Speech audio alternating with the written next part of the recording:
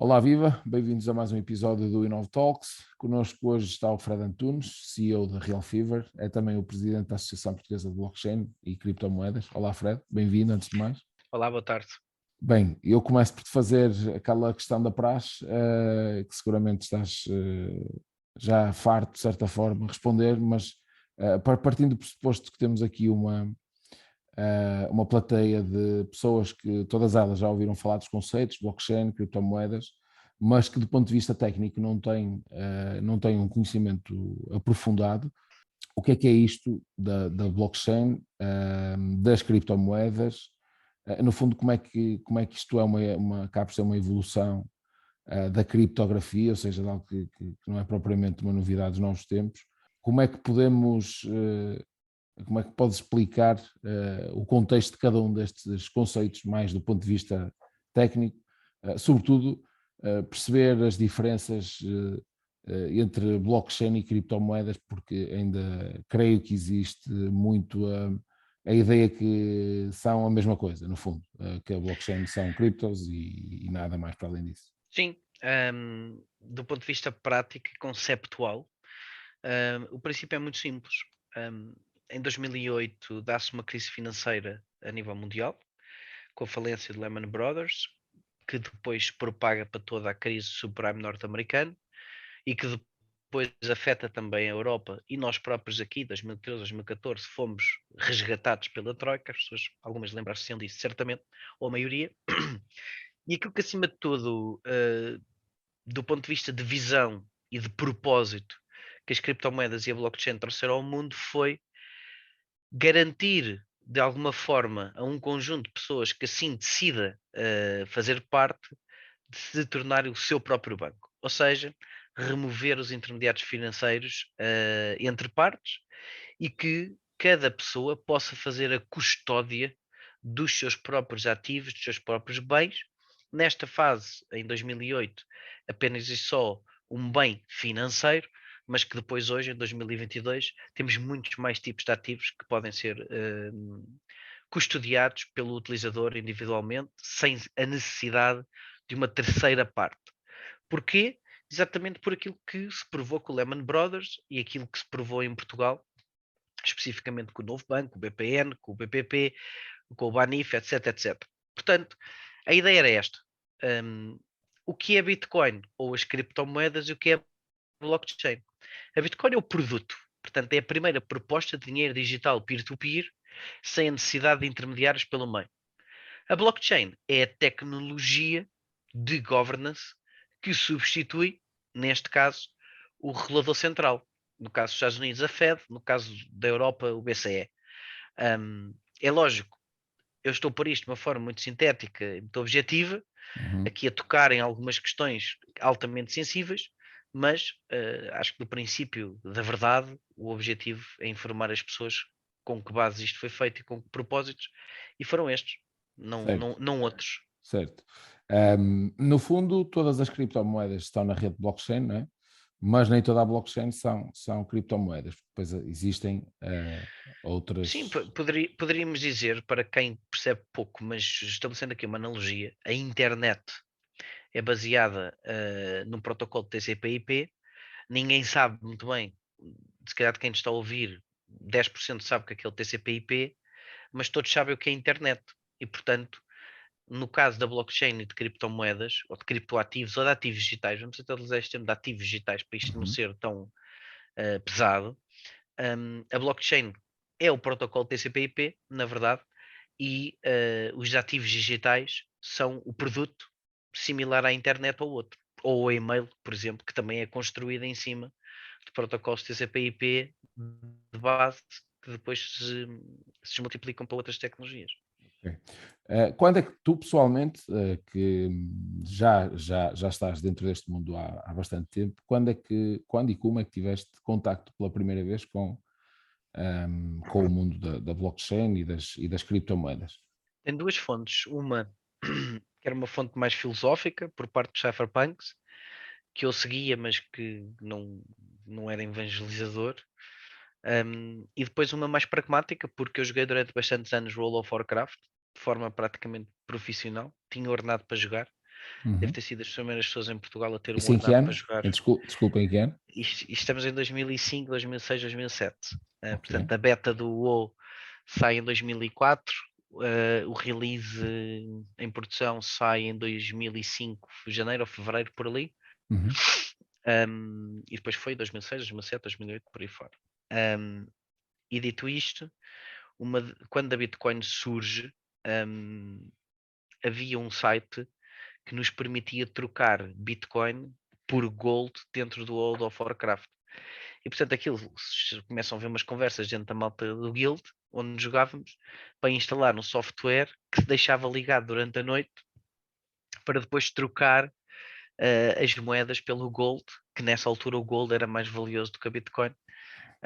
E portanto foi assim que comecei a minerar, foi assim que tive contato com a Bitcoin pela primeira vez. Lamentavelmente troquei muita Bitcoin por Gold dentro do World of Warcraft. Teria muito mais do que o que tenho hoje se não tivesse feito, mas enfim, a vida é feita Da do ativo e do aprendizagem. passivo, do ativo e do passivo, e todos os anos vamos vendo se estamos em superávit ou em déficit. Não é? Certo. Depois, nós olhando para os criptoativos propriamente dito, não é? Propriamente falando, pronto, existem milhares de projetos, não é? Se estivermos a falar em ativos digitais, em criptomoeda, existem diferentes tecnologias, depois dentro de cada um deles, de diferentes espíritos e objetivos de projetos. Logo a começar nos conceitos de Proof of Work e de Proof of Stake, consegues sintetizar mais ou menos o que é que isto funciona? O Bitcoin aqui objetivo, o objetivos objetivo é partir de um exercício base de resolver o problema dos generais bizantinos. E como é que isto se poderia resolver? Aquele que é o deployment original, que é o Proof of Work, e portanto é a prova de trabalho. Significa isto que num grupo de testemunhas, todas vão validar se a verdade é aquela que está certa. Do ponto de vista prático, matemático, posso explicar. Vamos emitir 10 moedas para ti, João, e eu tenho 0 moedas. E há uma transação que nós registamos e partilhamos com as testemunhas. A transação é: o João enviou 2 moedas para o Fred. Automaticamente o João fica com 8, o Fred fica com 2.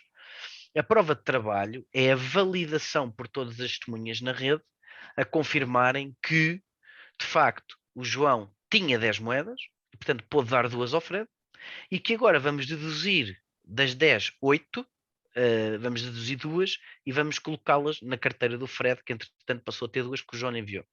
Ora, no meio desta luta de testemunhas permanente, a qual chamamos mineração, aquele que resolve, em primeiro lugar, o algoritmo matemático que decifra a chave do enigma é pago exatamente na moeda da rede, neste caso Bitcoin. Isto é Proof of Work. Uhum. No caso Proof of Stake, o modelo é um bocadinho diferente e é muito similar àquilo que nós temos numa lotaria, ou seja, a pessoa que compra apenas e só uma cautela tem menor probabilidade de ganhar a lotaria do que aquela que compra 1000 cautelas.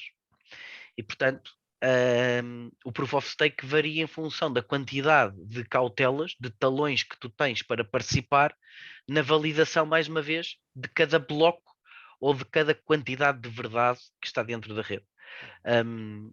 Por outro lado, é um algoritmo que consome alguma energia elétrica, naturalmente, porque não existem testemunhas humanas, existem testemunhas em formato de máquina. As máquinas têm que estar ligadas e para estarem ligadas consomem energia elétrica.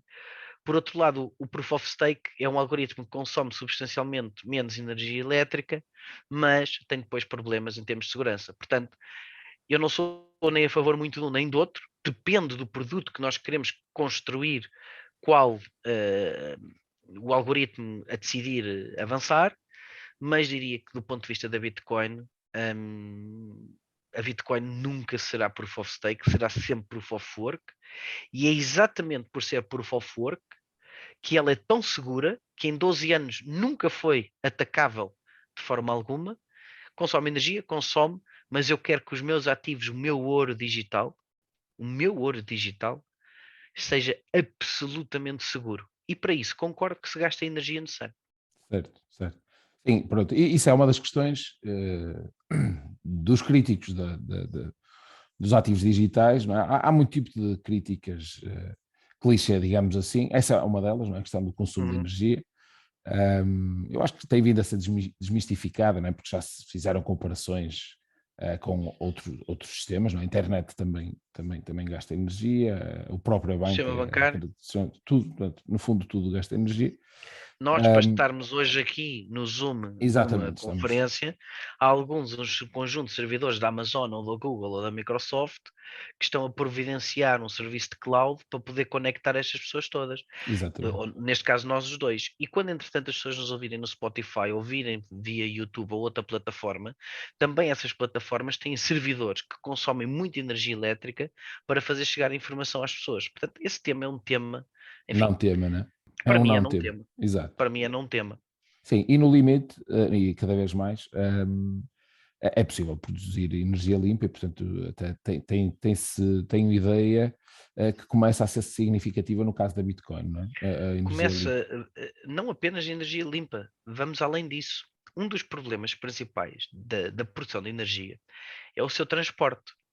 E geralmente os ecologistas, que atenção que eu sou ecologista, não é por gostar da Bitcoin e defender, por favor, que não sou ecologista. Eu Uhum. sou ecologista porque há uma série de coisas que eu me identifico dentro da preservação do planeta e a causa é-me super próxima. Agora, eu não alinho em nenhum tipo de fundamentalismo.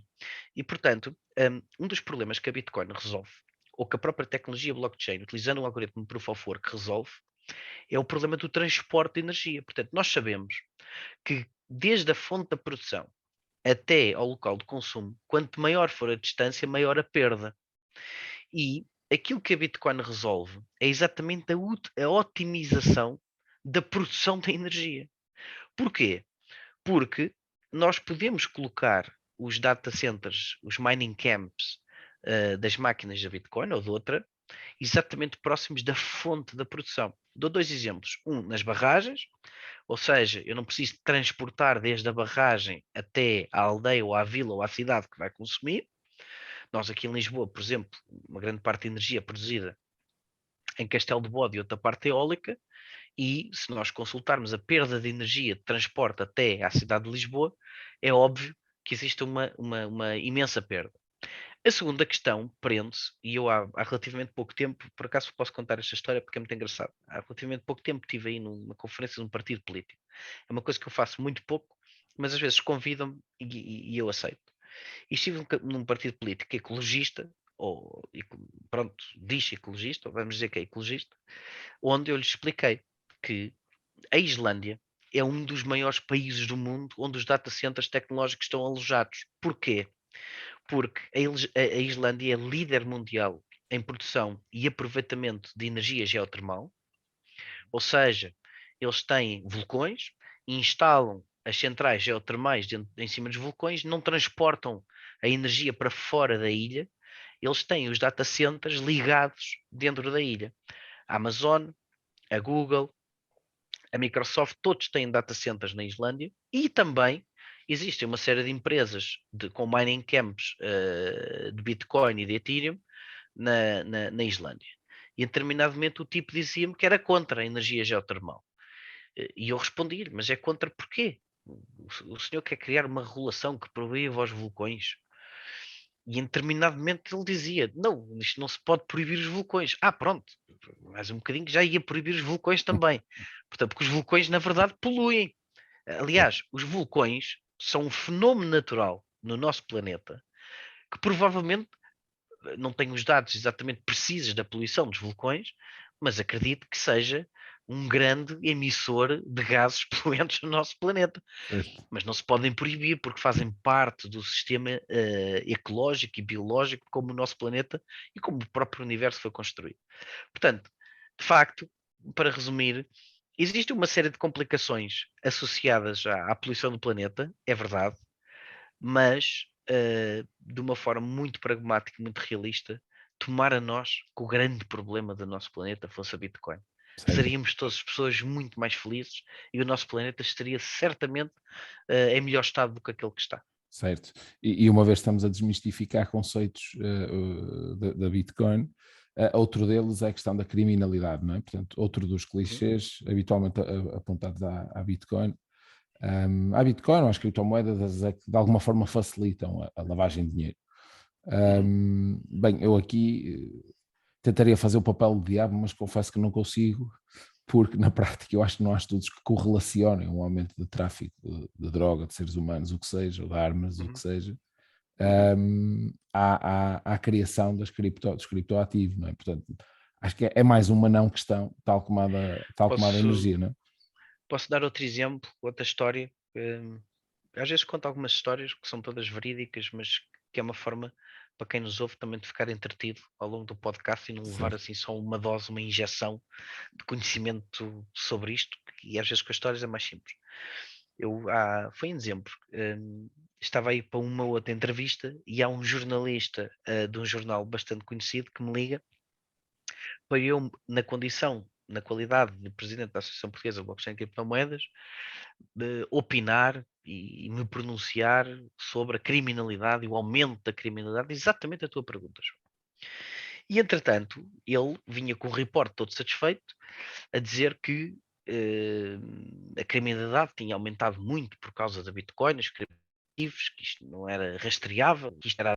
E há um reporte, de facto, do ano passado, 2021, de uma empresa chamada Chain Analysis, que fez uma investigação altamente detalhada, portanto é um reporte de 180 páginas, exatamente para ir à procura dos factos e não da especulação, dos factos.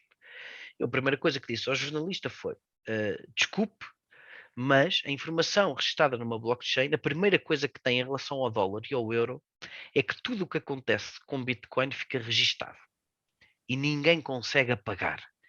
Tem uma condição de imutabilidade. Portanto, do ponto de vista de quem investiga, quem persegue o prevaricador, as provas de tudo que é transacionado com Bitcoin estão registadas para sempre na rede. Certo. Ao contrário daquilo que acontece em dólares ou euros, porque se eu te der em mão 50 mil euros dentro de uma mala, tu levas os 50 mil euros e não há absolutamente registro nenhum daquilo que foi transacionado entre mim e ti. Portanto, logo nesse ponto, há um fator diferenciador absoluto. O segundo ponto é que esse relatório demonstra que apenas 1,6% das atividades de lavagem de dinheiro e tráfico de armas e de droga no mundo, apenas 1,6% é que são feitas com criptoativos. Porque, de facto, o que este relatório demonstra, e que me parece da maior razoabilidade, é que tudo o que é roubado neste planeta é com dólares. E a seguir um bocadinho com euros. Portanto, dizermos que é a Bitcoin que é o problema, mais uma vez, é não querermos ver os dados em absoluto e estarmos a falar de coisas relativas. Porquê? Apenas e só 1% da população mundial é que tem acesso, ou pelo menos uma parte da Bitcoin. 1%. E para além disso, seria absolutamente fascinante se desses 1% fossem os passadores de droga e os tipos que andam a fazer tráficos de órgãos. Porque não é. A maioria das pessoas que têm Bitcoin são pessoas ligadas ao mundo tecnológico, são as pessoas ligadas ao desenvolvimento e à inovação. São os quadros superiores das maiores startups e das maiores empresas tecnológicas do mundo. Portanto, as pessoas que andam envolvidas no tráfico, da plantação e tal, muitas vezes nem entendem muito de tecnologia, nem querem entender, porque eles gostam é de dólares, que é o que eles estão habituados. Certo. Portanto, mais uma vez, Cash mal de money. nós, mal de nós, mal não, muito bom seria para nós que todo o mal, em termos de lavagem de dinheiro, tráfico de droga, tráfico de órgãos e tráfico de armas, seria absolutamente extraordinário se fosse só Bitcoin. Certo. Significaria que o planeta estava muito bem. E há pouco falavas que todas as transações são rastreáveis, não é? Uhum. Embora anónimas. Isto do ponto de vista Não, não, técnico. não são anónimas, elas são pseudo-anónimas. Ou pseudónimas. Porquê? Porque, na verdade, Hum, anónimo era se não houvesse a possibilidade de levantar a titularidade dessa mesma wallet. Ora, isto hoje é um processo chamado Chain Analysis, ou de Deep Chain Analysis, que é um processo relativamente simples de fazer e há empresas específicas para isso. Ou seja, hoje, se eu apenas e só movimentar valor dentro da Bitcoin, sim, é um bocadinho mais difícil. Mas a atividade ilícita nunca quer ficar com Bitcoin. A atividade ilícita, na verdade, quer é dólares ou euros. E para haver uma liquidação de dólares ou euros, em grande parte das situações, e em algumas vezes eu colaboro até cá em Portugal com alguns agentes mesmo da Polícia Judiciária, exatamente para poder explicar esta questão de Deep Analysis.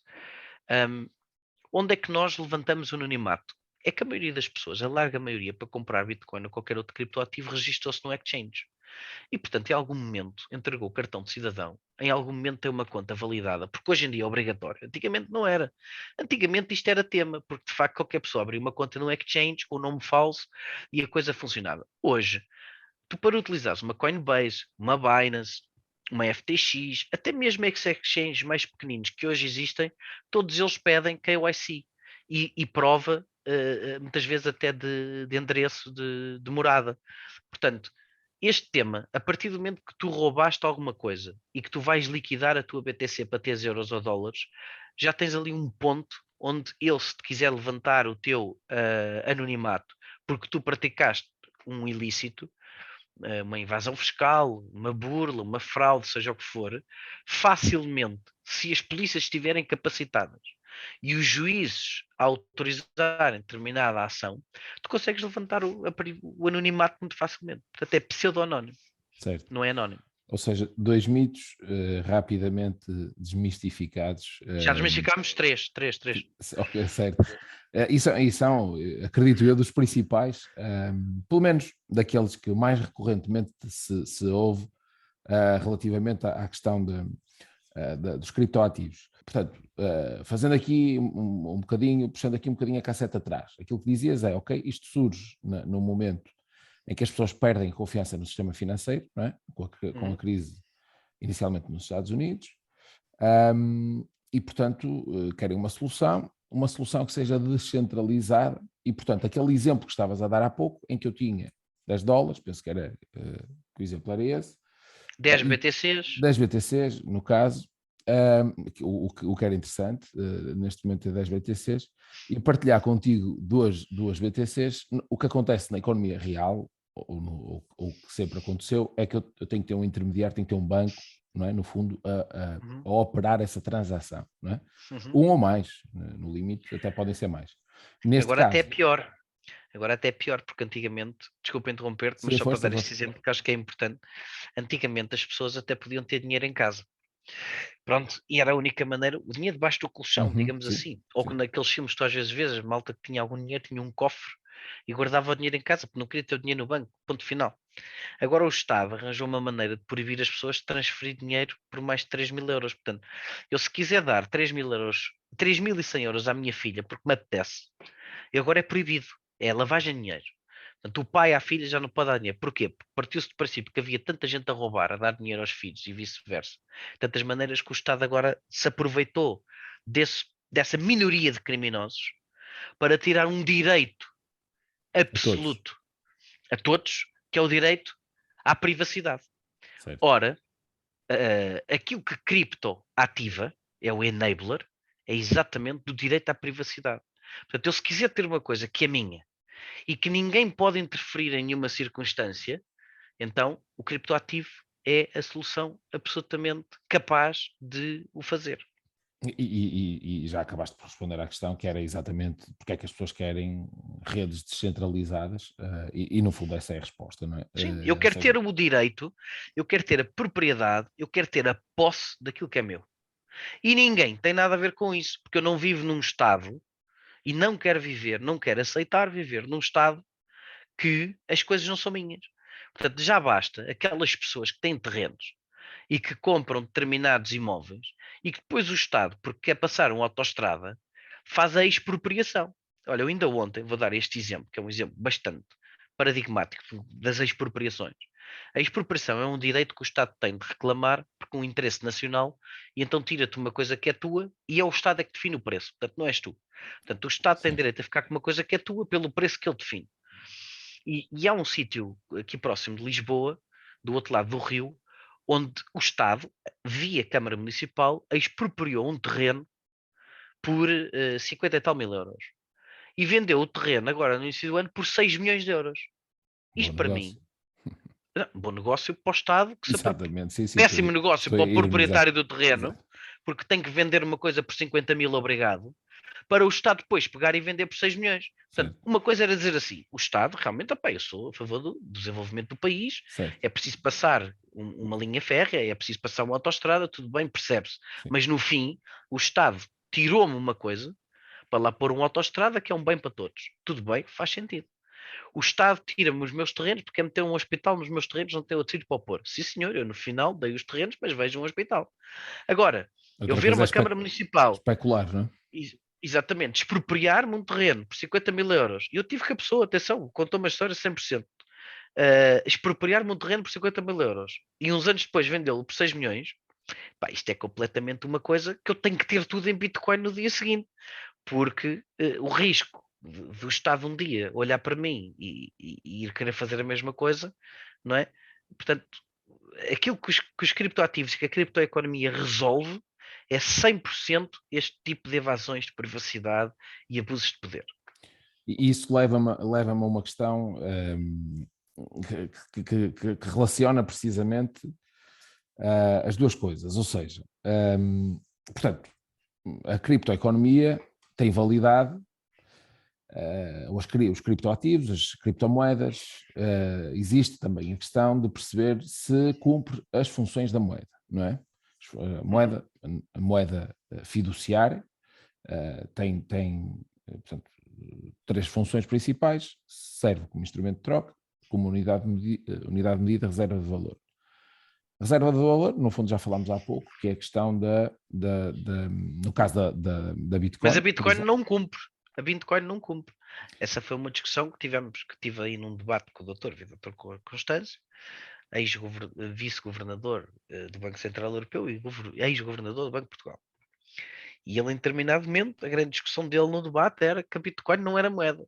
Ouça, o doutor Vitor Constâncio, mas eu não quero que a Bitcoin seja moeda. Ela não tem que ser moeda. Porque a sua ideia de moeda não é igual à minha ideia de moeda. E, portanto, a sua ideia de moeda é algo físico que nós levamos no bolso, mas que, entretanto, vocês quiseram que evoluir para que isto já não estivesse no bolso e que agora passasse a estar nas vossas contas bancárias que vocês controlam. A Bitcoin não é moeda. Não precisa de ser moeda. Isso é um tema de debate académico para aqueles professores que nunca saíram da academia e, portanto, andam aqui a definir os conceitos. Do ponto de vista prático, a Uhum. Bitcoin é a Bitcoin. É um modelo novo. Nunca a história da humanidade teve tecnologia para poder criar o conceito de um ativo digital. Portanto, a Bitcoin tem uma natureza intrínseca própria, que em algumas coisas é semelhante à moeda fiduciária soberana, como a maioria das pessoas a conhece, e que noutras situações é absolutamente e radicalmente diferente. Portanto, eu, dando um paralelismo com outra atividade económica, eu, em determinado momento, tinha cassetes de vídeo. Hoje eu tenho Netflix. Portanto, eu continuo a consumir o conteúdo de vídeo, mas do ponto de vista utilitário, eu já não tenho interesse nenhum para mim ter uma cassete de vídeo. Porquê? Porque a cassete de vídeo só levava 240 ou 360 minutos. Não consigo copiar. Não é transportável para todos os sítios. Eu, para ver uma cassete de vídeo, tenho que ter um videogravador em todos os sítios que eu estou. E eu não ando com um gravador às costas, porque ele pesa 2 ou 3 quilos, tem pelo menos 50 centímetros de comprimento. Isto para quem se lembra do que era um videogravador, que eu lembro-me bem. Exato. Eu fazia cópias de cassetes VHS em casa para os meus amigos. Portanto, Tinhas dois então, no mínimo. tinha dois. A natureza, com cabo SCART que ligavas e tal, Certo. e depois aquilo para conseguires copiar tinhas de ter uma fitinha em cima do buraquinho que a cassete tinha, porque senão ela não copiava. E de vez em quando tinhas que abrir o gravador para limpar as cabeças com álcool e com um cotonete que era para que elas passassem bem o filme.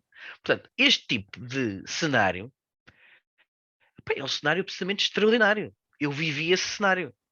Ele já não tem nada a ver com o Netflix ou com a HBO. Certo. Porquê? Porque o conteúdo agora vem pela internet. O conteúdo agora já não vem fisicamente numa cassete ou num CD. Portanto, eu ainda sou aquela pessoa que teve um, um, um, aquele gravador de cassetes que levavas com pilhas ao bolso, à cintura, e depois tinhas um Discman. Não sei se lembras do Discman. E o Pronto, Walkman. Era o Walkman. O Walkman, exatamente. Portanto, andavas com aquilo, depois ainda saiu uma versão tecnológica que ainda não dizia que era para não deixar morrer a coisa, que era o anti-choque. Lembras que era, certo, portanto, os primeiros caía e não parava, não é? caía e a música não parava. Pronto, Exatamente, isso era o exatamente. último grito da tecnologia, mas quer dizer, morreu na mesma, tinha que morrer. Portanto, as pessoas têm que entender, quando olham para estas tecnologias, não é quererem preservar para sempre aquilo em que são boas e que se especializaram. Portanto, isso eu acho isto extraordinariamente e tem todo o meu respeito e o meu cumprimento e a minha admiração. Mas agora tenho que perceber que o mundo agora vai ser outra coisa. E se calhar eu daqui a 20 ou 30 anos também já sou um tipo completamente obsoleto. Vou andar aqui a defender a Bitcoin porque pá, é a causa que me é cara, não é? Que me é próxima. E outros miúdos vão inventar outra coisa qualquer e vão dizer: olha, o Fred, em determinada altura, era o tipo que defendeu a Bitcoin, mas agora a Bitcoin. Ou já tem outra versão, ou já tem outra abordagem, ou já tem outra coisa qualquer. E nós estamos obsoletos e, portanto, haverá outro. Portanto, nós temos de ter sempre uma abertura de inovação, pensar fora da caixa para conseguirmos nunca ficar perpetuados no tempo. Porque senão, depois andamos aqui nestes conflitos e eu não gosto nada de ter conflitos com ninguém. Certo. Mas ainda assim, deixa-me concluir a minha questão, porque das três funções da moeda, há uma questão em concreto que eu quero fazer, mas eu até vejo que a Bitcoin, em princípio, cumpre as funções, em teoria. Portanto, reserva de valor apesar de ser altamente volátil, mas Uhum. em teoria é uma unidade de medida, porque ela tem conversão. Mas a minha principal questão está na questão do instrumento de troca, ou seja, Unidade de conta. exatamente, efetivamente se toda a gente aceitar. A minha Uhum. questão, qual é a minha questão? E se amanhã, à semelhança do que já fizeram outros países, salvo erro, a própria China, a Índia, já há algum tempo proibiram, a China começou pela mineração, não sei mas em teoria depois tem um plano para implementar o yuan digital, etc. Uhum. Ainda, Uhum. a Índia penso que proibiu mesmo a própria criptomoeda. Vamos imaginar que amanhã, por algum motivo, os Estados Unidos e a Europa, o mundo ocidental, proíbem as criptomoedas. Já tentaram. Já tentaram? Já tentaram várias vezes. Essa é que é isso. Quando as pessoas perguntam porquê que a Bitcoin vale 40 mil dólares, ou vale 30, ou já valeu 60 e vai provavelmente valer 100, porquê? Porquê é que vale? Certo. E vale exatamente porque todos os Estados neste planeta já tentaram proibir a Bitcoin, nenhum conseguiu. Portanto, exatamente por ninguém conseguir, é que a Bitcoin conseguiu provar uma, um nível agnóstico de independência perante qualquer interesse de qualquer Estado no mundo e por isso mesmo reside uma parte do seu valor. O seu valor depois tem outras respostas, mas este é claramente um deles. Portanto, ainda bem, eu espero que todos tentem proibir, porque todos vão perceber que não conseguem.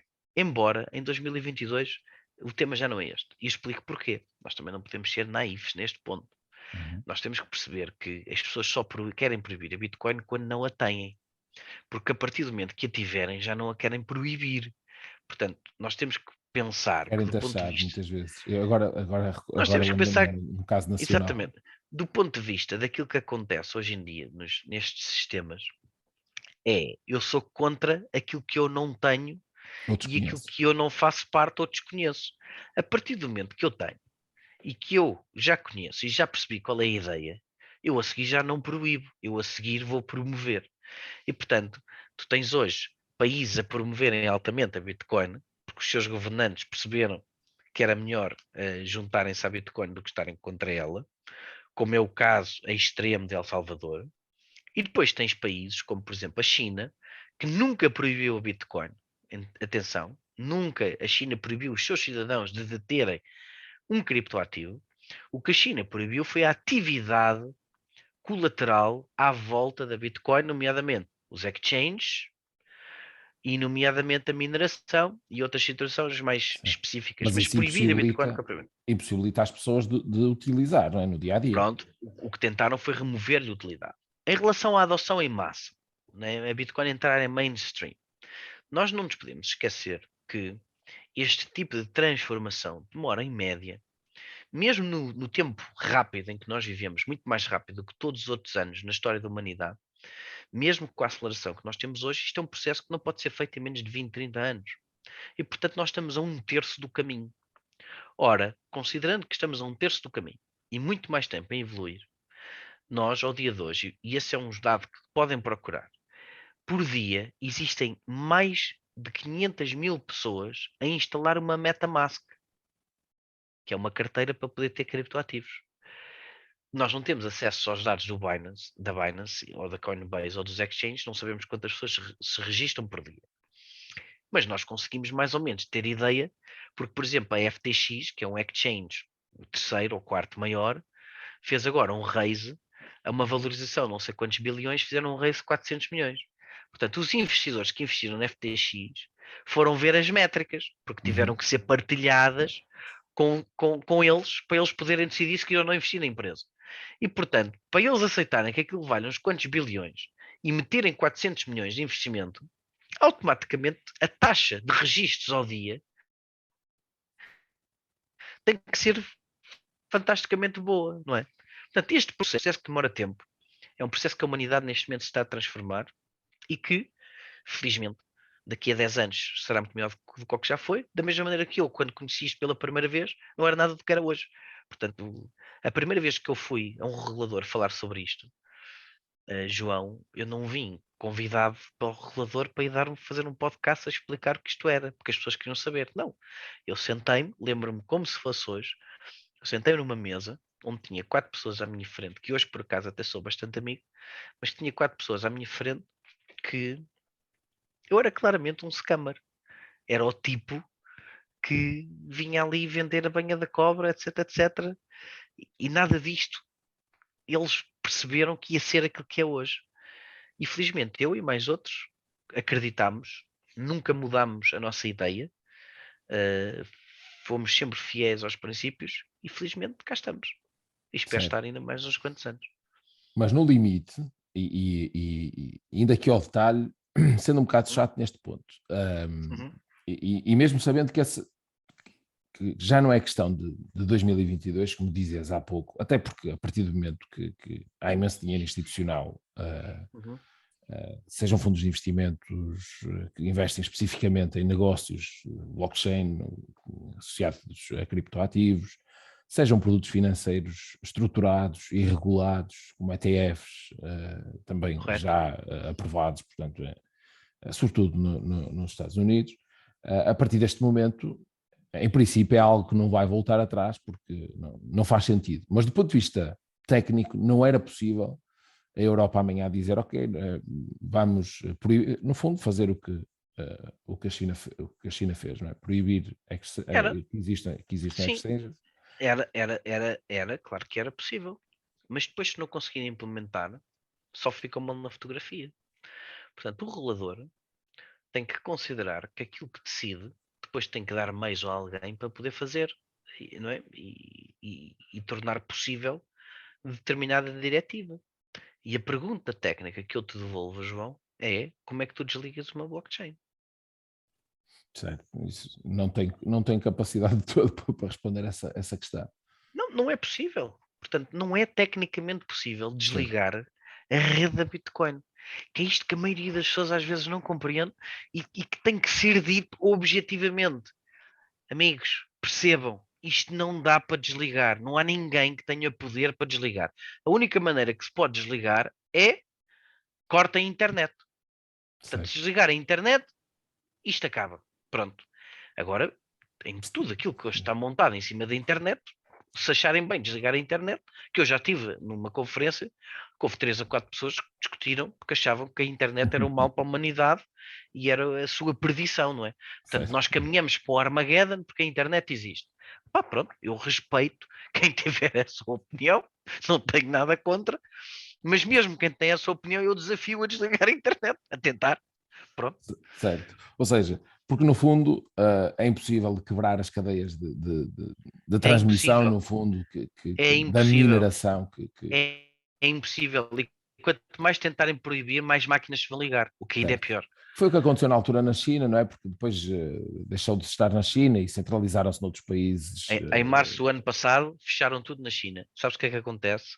Fica mais barato comprar máquinas, fica mais barato minerar. O reward, quando tu baixas o hash rate, portanto, o hash rate é a capacidade computacional da rede.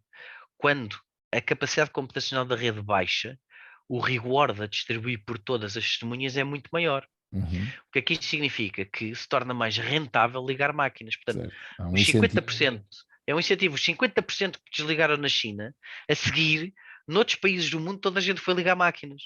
Portanto, o sistema está feito à escala planetária e a maioria das pessoas pensa à escala nacional. Certo. Ou no caso da Europa, tentam pensar à escala europeia. Mas a Bitcoin não é só do planeta. Quando formos para Marte, ou para a Lua, ou para Io, em Júpiter, ou outra coisa qualquer, a Bitcoin tem exatamente o mesmo valor. Basta ligarem um computador que comunique por TCP/IP uma série de dados entre si. Certo. Certo. Então, como é que tu vês, no fundo, do ponto de vista económico, como é que tu vês há 10, 15, 20 anos, enquanto, vamos chamar moeda, ou seja, vai coexistir a moeda tradicional e tradicional entenda-se talvez como digital, porque supostamente vai Essa, ser essa, algo. essa pergunta é uma pergunta extraordinária, mas eu vou pôr de outra forma. Como é que eu vejo aqui a 100 anos? Daqui a 100 anos tenho a certeza absoluta de uma coisa. Os nossos netos, os nossos trinetos, bisnetos, Ao museu eles ver. vão rir-se de nós. Não, eles vão rir-se de nós. Porque vão dizer, vejam lá, que naquela altura as pessoas acreditavam que um pedaço de papel tinha E alguma valor. coisa. Porque antigamente ainda fazia sentido, porque havia ouro por trás, portanto o papel estava respaldado em barras de ouro. Agora já não há isso. Portanto, agora é só mesmo um papel a dizer vale 10, vale 20, vale 50, vale 100. Pronto. E as pessoas no futuro vão se rir disso, vão gozar com isso. Dizer, olha, aquela malta, vê lá, havia uns tipos que imprimiam papel e os outros todos acreditavam que aquele papel tinha valor. Portanto, acho isto absolutamente extraordinário a 100, 150 anos. Não tenho dúvida, João, nenhuma dúvida, zero dúvida, que vai haver dezenas de milhares de pessoas a rirem-se de nós hoje. Vejam lá, vou repetir para ficar registado bem. Que é para daqui a 150 anos, quando este podcast for ouvido, eu ter dito isto. Havia um grupo de pessoas que imprimia papel e que todos os outros acreditavam que tinha valor. Ponto final. A 150 anos. Antes disto, responder a tua pergunta, há 20, acho que vai depender do regulador. Sinceramente. Vai depender do quão rápido o Banco Central Europeu, a Fed, vão agir e vai depender também de outra coisa, que é a performance financeira dos governos. Porquê? Cada vez que um governo falhar, automaticamente o falhanço pagamos todos nós. Mas pagamos todos nós sob forma de dívida. Portanto, o país tem que ir buscar dinheiro fora. Esse dinheiro vai fora aonde? Pode ir a mercado privado ou, no nosso caso, é o BCE que compra o nosso título de dívida para o juro não ser muito alto. Certo. A Fed fez o mesmo nos Estados Unidos. Como o juro não pode ser muito alto, quem compra? O BCE. Mas o BCE não tem nenhum negócio. O BCE não tem poços de petróleo ou diamantes ou ouro ou outra coisa qualquer para gerar valor, para depois trocar em mercado. O que é que o BCE faz? O BCE tem a casa de papel, que é muito mais interessante. O BCE, quando precisa de dinheiro para comprar título de dívida a determinados países, nomeadamente o nosso, o BCE imprime papel. Ora, cada vez que se imprime papel, está-se a tirar valor a todas as pessoas que têm esse papel. De que forma é que uns anos depois isso se reflete na nossa sociedade e na economia? Sob a forma de inflação. Portanto, enquanto que tu tens um modelo de papel impresso chamado inflação, tu tens um modelo de Bitcoin que vive com deflação. Portanto, tens um supply limitado. E embora esse supply, em algumas circunstâncias, caso exista um consenso altamente alargado, possa ser aumentado, é muito difícil esse consenso existir e, portanto, vamos contar que temos 21 milhões de bitcoins no mundo. Significa isto que, do ponto de vista de diluição, quanto mais euros e dólares são impressos, maior o valor da Bitcoin por uma consequência direta de diluição de um contra o outro. Isto acho que é uma coisa relativamente basilar, mesmo para quem não percebe muito economia. Dito isto, a 20 anos vai depender de quanto dinheiro imprimirem, vai depender de quantas vezes falharem, vai depender de quantas vezes os bancos voltarem todos a falir e vai depender de quantas mais pessoas honestas nós vamos ter ou não a governar-nos. Certo. E a minha questão tinha precisamente a ver com isso que falaste, ou seja, com, por exemplo, a questão da inflação, que é uma questão Uhum. que É hoje um é mais fantástico tema. premente que É um nunca, não é? fantástico tema. Qual é a questão? Temos uma pandemia, os bancos centrais, tanto falando na Fed e no BCE, como é que vê em forma de ultrapassar um problema económico provocado pela pandemia, emissão de moeda, não é? Uhum. Baixa de juros e, portanto, inunda o mercado com dinheiro. Uhum. O que veio provocar esta inflação. Mas Uhum. resolveu um problema. Em teoria, momentaneamente, durante estes 2 anos, não é? Resolveu um problema. Nos Estados Unidos, de uma forma, não é? Sob a forma de cheques às famílias. Sim, e Aqui, para onde é que esse dinheiro foi todo? Esse dinheiro que o Joe Biden andou a dar a toda a gente, deu $1000 a cada cidadão norte-americano. Esse dinheiro foi todo parar aonde? esse dinheiro foi, algum foi às criptos, não é? Não sei se é Não, aqui. esse dinheiro, na grande generalidade, foi todo parar ao SP500 e aos mercados de capitais. Certo, Sabes porquê? Porque os cidadãos norte-americanos têm uma literacia financeira completamente nova, especificamente em Portugal. E o que as pessoas fizeram todas com esse dinheiro foi especular na bolsa, no mercado de capitais, ao ponto do SP500 ter tido a sua taxa de crescimento mais alta na história. certo. Portanto, o dinheiro foi todo metido para especular em mercados de capitais. A economia real, o pobre, é muito mais pobre do que o que era antes do Covid. Ninguém deixou de ser pobre durante o Covid por causa de se injetar dinheiro na economia. E no caso português, a bazuca está agora a chegar. Nós já estamos a pagar a bazuca antes dela ter chegado. Mas há alguém aqui que tenha dúvida que a bazuca vai chegar ao bolso do regular Joe, do cidadão comum? Mas é óbvio que não vai.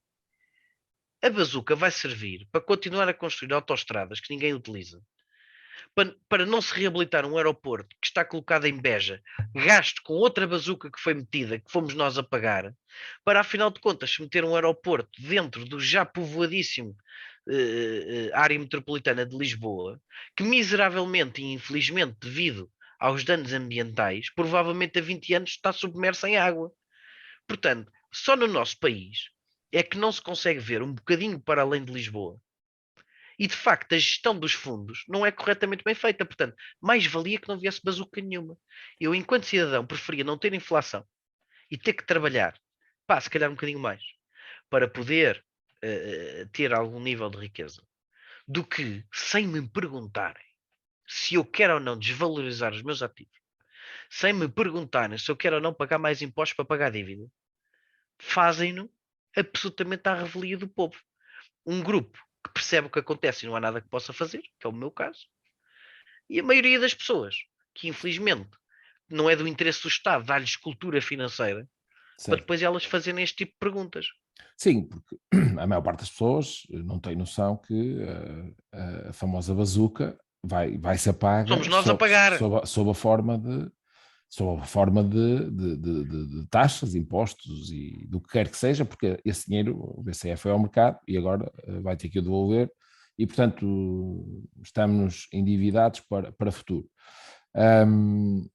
Agora, Com a cripto ou questão, não. com cripto, exato, a minha questão era essa, com cripto o que é que acontece? Ou seja, não há, a partir do momento que não há uma entidade central, não é, com este poder de emitir, baixar ou não taxa de juro, em teoria, num mundo onde só existisse cripto, também não existiam estas ferramentas. Cripto é um ativo basilar que a melhor forma de o distinguir, embora não seja parecido, mas o conceito digital é esse, é o ouro digital. Portanto, a Bitcoin é uma commodity. Ela não é uma moeda, ela não é um produto financeiro uh, complexo, ela não é uma ação, ela é uma commodity. Ponto final. Aliás, o governo dos Estados Unidos, a SEC, a Security and Exchange Commission, nos Estados Unidos, é assim que define a Bitcoin. É uma commodity. Ponto final. E a partir do momento que é uma commodity, ela tem um supply existente no planeta, como qualquer outro mineral, como outro cereal, como outro, como o petróleo, ou como o ouro, e automaticamente é assim que deve ser interpretada e relacionada. Não de outra forma. Portanto, Certo. desde que a economia continue a imprimir dinheiro, o dinheiro vai sempre valer menos contra a Bitcoin, a não ser que a Bitcoin se multiplicasse assim ilimitadamente. Mas felizmente a Bitcoin não é a casa de papel.